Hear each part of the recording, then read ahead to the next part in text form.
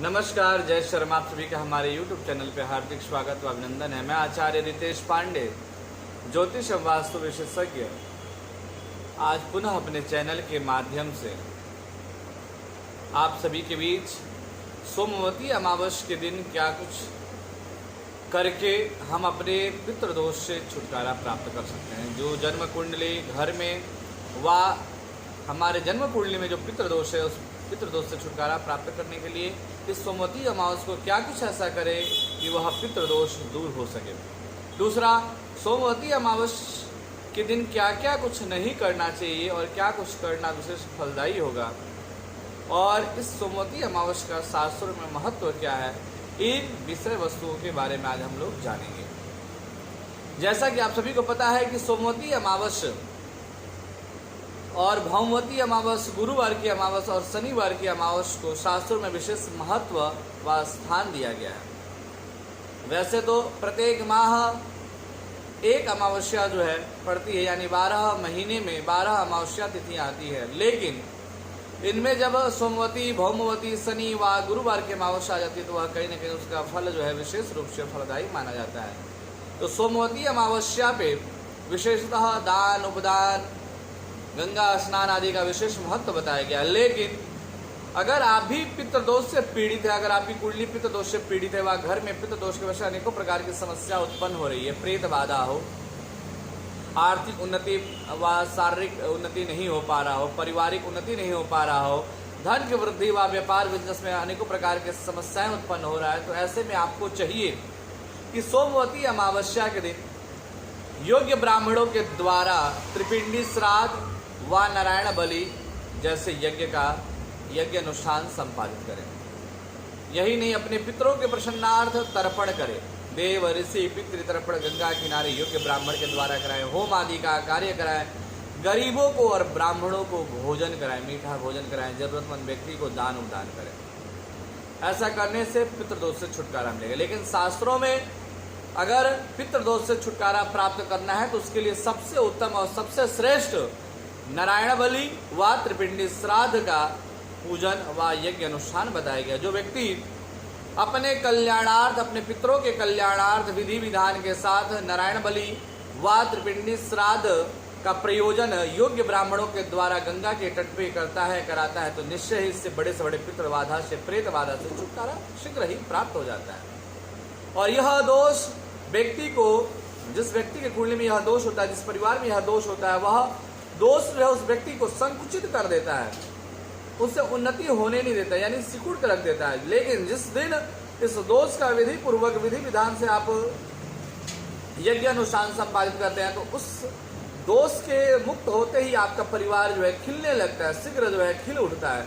यानी जिस क्षेत्र में जो व्यक्ति होगा उस क्षेत्र में वह शीघ्र ही उन्नति करने लगता है। तो ऐसे में इस सोमवती अमावस्या को चाहिए कि आप भी अपने घर के पितृदोष को दूर करने के लिए योग्य ब्राह्मणों के द्वारा नारायण बलि व त्रिपिंडी श्राद्ध का पूजन करें व कराएं। ये तो रहा बड़े लेवल पे पितरों के लिए कार्य करना। अगर आप असमर्थ हैं, नहीं कर पाते हैं, तो ऐसे लोगों के लिए पितृदोष के दिन क्या करना, अमावस्या के दिन क्या करना चाहिए पितृदोष के निवारण के लिए। तो उन व्यक्ति को जो असमर्थ है बड़े लेवल पे यज्ञ आदि अनुष्ठान आदि करने में, उन व्यक्तियों को पीपल के पास पेठा घर से वार करके, पीला पेठा, पका पेठा घर से वार करके दोपहर 11 से लेकर के 1 के बीच में पेठा को वहाँ रख करके और आटे के लोई में सरसों तेल का चौमुखा जोत प्रज्वलित करके पितरों से प्रार्थना करेंगे, हे पूर्वज, हे हमारे पितृ देवता जो प्रेत योनि में है वह मुक्ति को प्राप्त हो।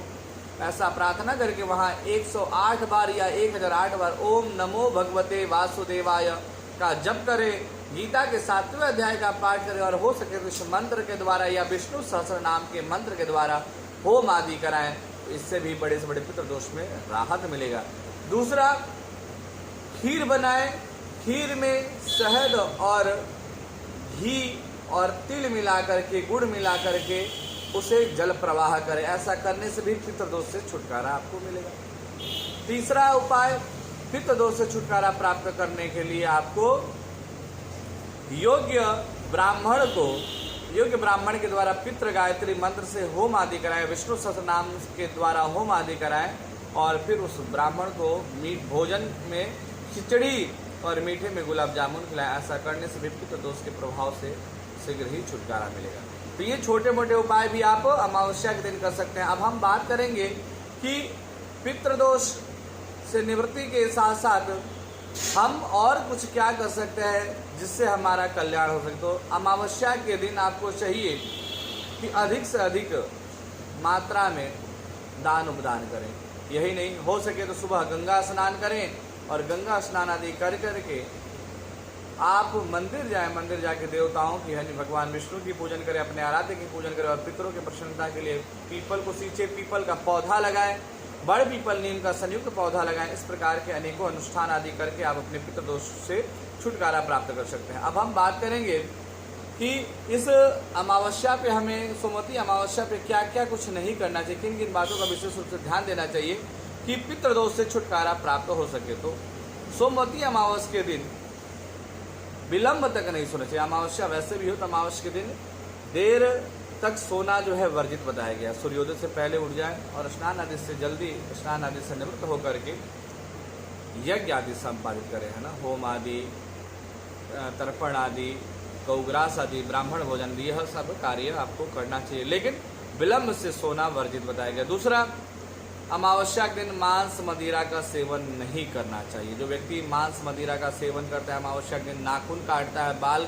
मुंडन कराता है, तो वह जो है कहीं ना कहीं उसके आयु और उसके आर्थिक व शारीरिक दृष्टि से उसे पीड़ा पहुंचता है। अब हम बात करेंगे, इस दिन पीपल की पूजा करने का विधान है, परंतु पूजा के दौरान पेड़ को छूना व पेड़ के पत्तों को, इनके टहनियों को तोड़ना वर्जित बताया गया। इसलिए पीपल को पूजे, दूर से इनको नमन करें, वह आपके लिए उत्तम रहेगा, श्रेष्ठ रहेगा।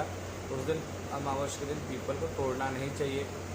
या जोत वही लगाए तो पीपल से थोड़ा दूर जोत लगाना चाहिए, जिससे उसकी भाव, उसकी लौ जो है उस पीपल को चोट ना पहुंचाए, तकलीफ ना पहुंचाए।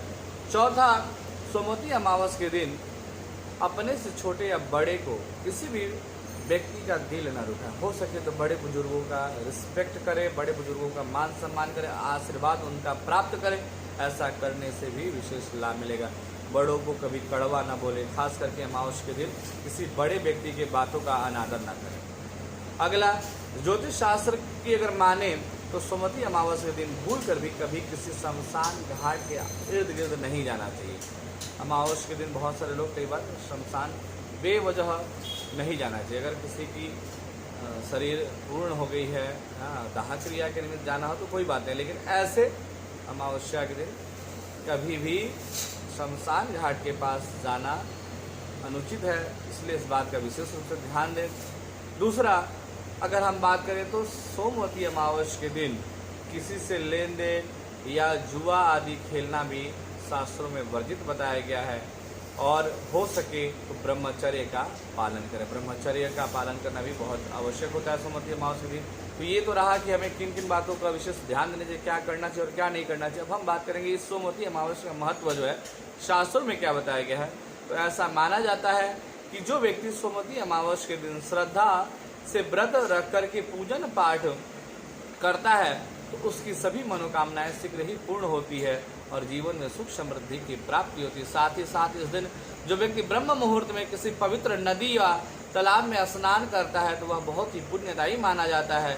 सोमवती अमावस्या के दिन किया गया दान कई गुना फल को प्राप्त कराता है, फलों में वृद्धि कराता है। इसके अलावा सोमवती अमावस्या के दिन माता लक्ष्मी की पूजन से जीवन में आर्थिक समस्याओं से मुक्ति मिलता है। तो ऐसे में हमें प्रयास करना चाहिए सोमवती अमावस्या के दिन भगवान शिव पार्वती के साथ लक्ष्मी नारायण की पूजन करें। ऐसा करने से जीवन की आर्थिक समस्याओं, शारीरिक समस्याओं से मुक्ति मिलेगा और शीघ्र ही जीवन सुदृढ़ होकर उन्नति की ओर बढ़ेगा। तो आज के इस वीडियो में इतना ही। मिलते हैं किसी नए वीडियो के साथ, तब तक के लिए आप सभी को मेरा नमस्कार। जय श्री राम।